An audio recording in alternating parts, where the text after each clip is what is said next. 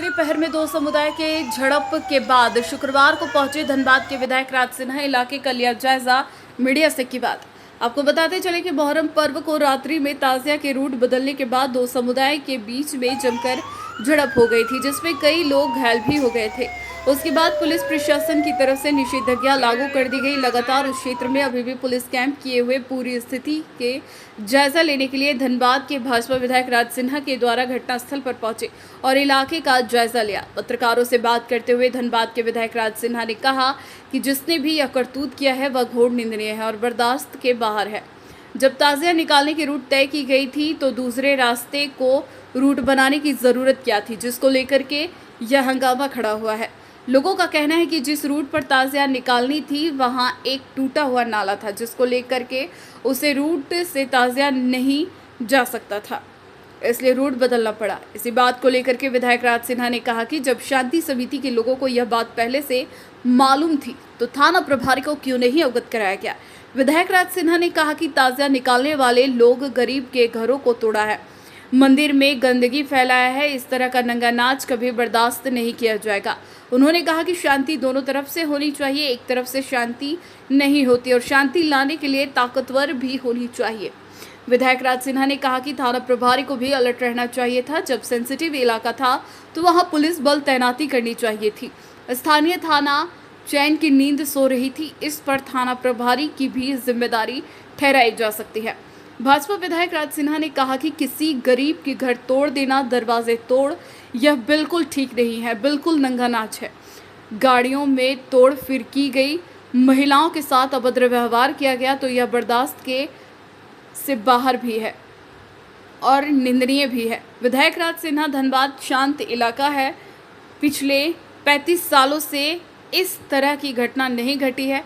विधायक ने कहा कि उसे दिन की घटना में फ़ोन पर जायज़ा ले रहा था, लेकिन शुक्रवार को जब यहां पहुंचा तो विधायक ने कहा कि जो ताज़िया का रूट बदलकर दूसरे रूट पर ले जा रहे थे उन लोगों के द्वारा बिल्कुल नंगा नाच किया गया है।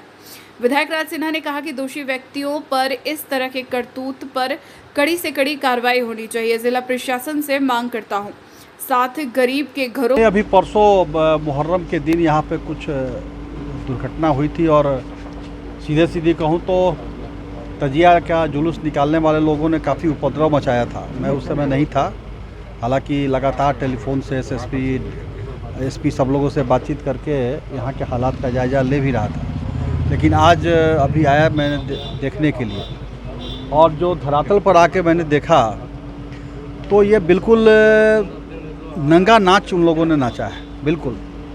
और जब तय रूट था, प्रश्न तो ये था है कि जब रूट तय था तो तय रूट से वो लोग डेविएट क्यों किए, क्यों हटे।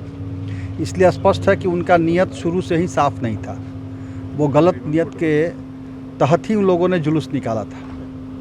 और जिस प्रकार से गरीब लोगों के घर, दरवाजे, उनके खपड़े के छत तोड़ा गया है, जिस प्रकार से गाड़ी के शीशा तोड़ने के अलावा लगता है कि सबल तलवार से गाड़ी में छेद किया गया है, वो बता रहा है कि वो कितने पता नहीं किस प्रकार के वो उनके अंदर दुर्भावना भरी हुई थी, लेकिन बहुत ही बदनीयती से उन लोगों ने कार्य किया है।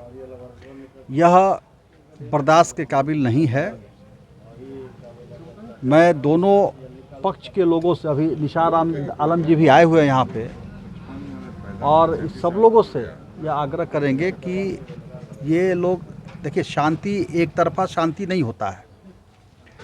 केवल यहाँ के लोग चाहे कि हम शांति बना लें और अगला चाहे कि हम शांति नहीं बनाएं तो उसे शांति नहीं होगा। और शांति के लिए भी ताकतवर होना बहुत ज़रूरी है।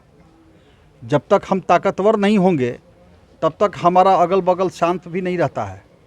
इसलिए हम अपने लोगों से भी या इन लोगों से भी आग्रह करेंगे कि आप लोग संयम रहिए, संयमित जरूर रहिए, लेकिन साथ ही साथ डरपोक मत बनिए।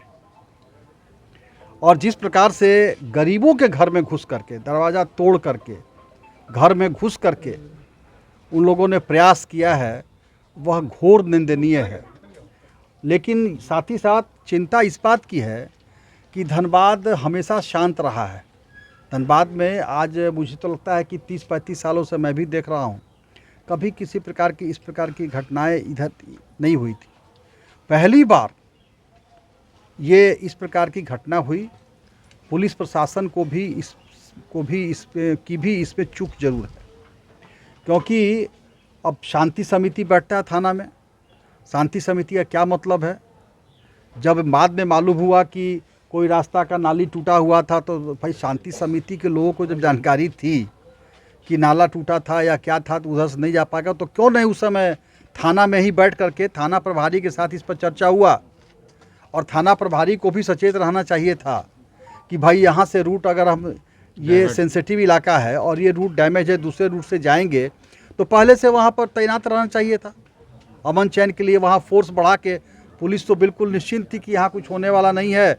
और इसी प्रकार जब हंगामा होने लगा, जब हम लोगों ने फ़ोन किया, मैं एसएसपी से बात किया, एसपी से बात किया, एसडीओ से बात किया, सबसे बार यहाँ तक कि एसएसपी को हमने कहा कि भाई दूसरा जगह का फोर्स उठा करके यहाँ भेजिए। यहाँ के लोग बार बार हमको फ़ोन कर रहे हैं, निसार जी भी फ़ोन किए थे हमको, और सब लोग स्वीकार कर रहे हैं कि यह अतः हुआ है। तो इसलिए इसकी घोर निंदा करते हैं और साथ ही प्रशासन से मांग करते हैं कि यहाँ एक परमानेंट टीओपी किया जाए इस इलाके में। जिन लोगों ने ये कार्रवाई किया है उन पे कठोर से कठोर कार्रवाई की जाए, और जिन लोगों का जो डैमेज हुआ है, गाड़ी डैमेज हुआ, खिड़की डैमेज हुआ, दरवाज़ा डैमेज हुआ, दीवार डैमेज हुआ, खपड़ा का छत डैमेज हुआ, वो गरीब सब लोग हैं।